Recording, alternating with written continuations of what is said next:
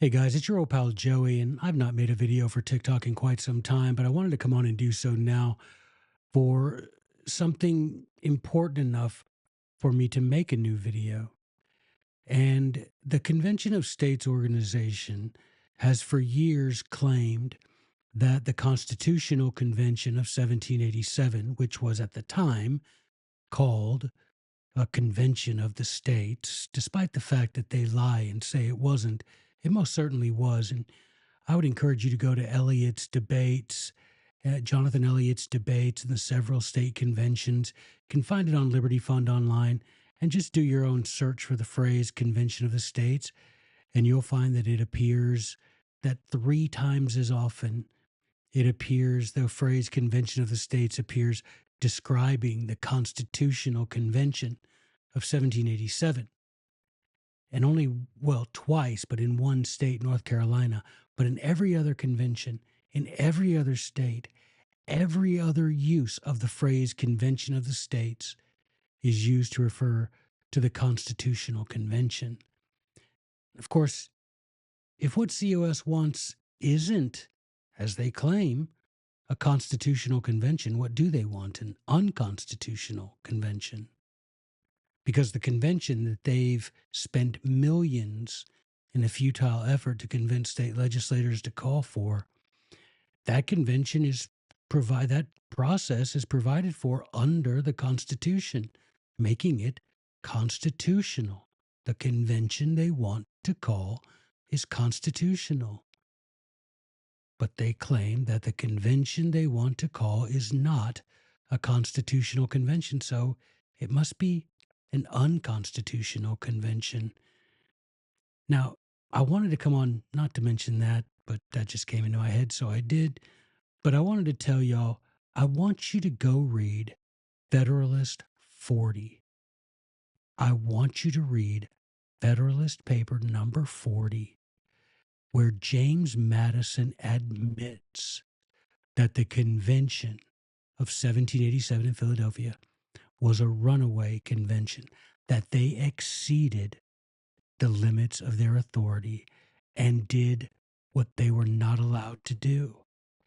Go read Federalist 40.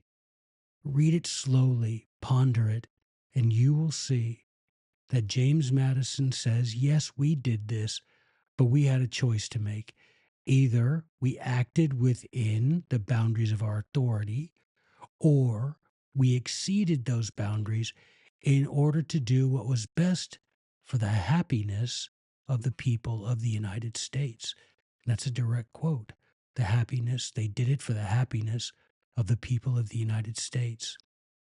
Now, to be really honest, I'm okay with James Madison deciding that he was a virtuous and wise man.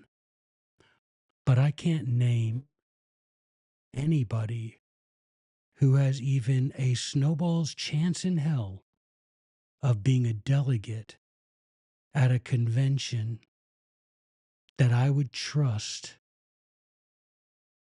to define what's best for the happiness of the people of the United States. Because I can guarantee you, and you know if you're being honest with yourself, several people who'll be sitting in that convention: Hillary Clinton, Nancy Pelosi, Bill Gates, Gavin Newsom.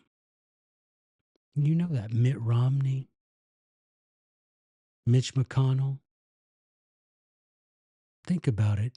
You know the usual suspects. George Soros. There's nothing in Article 5 which says foreigners can't be delegates, not a single thing. That's why COS never really cites Article 5, because they know it doesn't support the many illusory promises that they make to otherwise well intentioned Americans, patriotic Americans. So go read Federalist 40.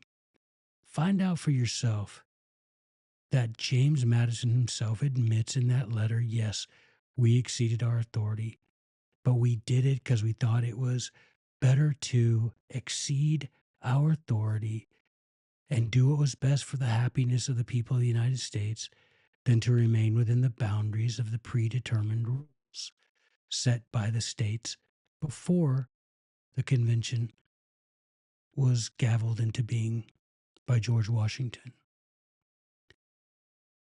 That's a big deal, guys. This isn't esoteric.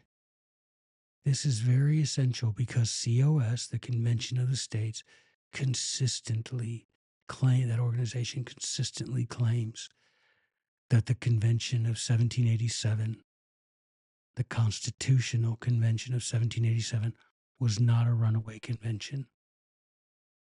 Well, they weren't there. James Madison was, and he says it was a runaway convention. And in Federalist 40, he explains why he did it. Go have a look. Thanks, guys.